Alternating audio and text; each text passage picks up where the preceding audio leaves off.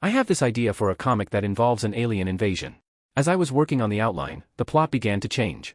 What it became, I'm really excited about. Now, the story is about stopping an alien invasion, with street racing.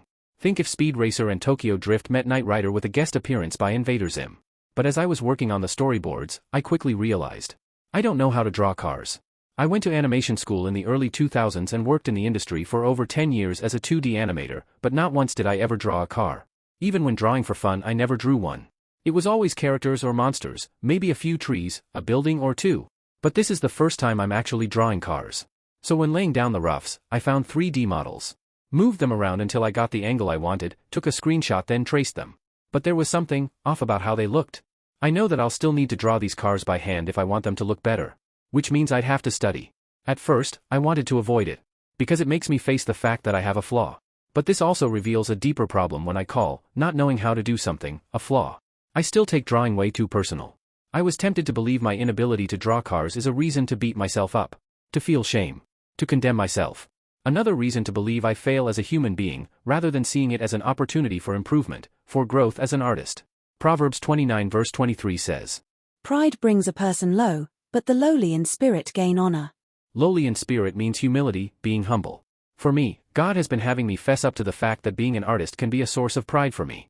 I want to be known as an amazing artist that will single-handedly change the perception of Christians in this visual storytelling space of animation, comics, graphic novels, or manga, not for the sake of advancing the kingdom, but to make myself look good.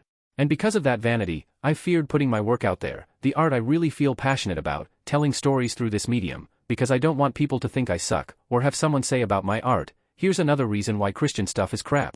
I'm making it about me and I'm not going anywhere with this pride in my heart.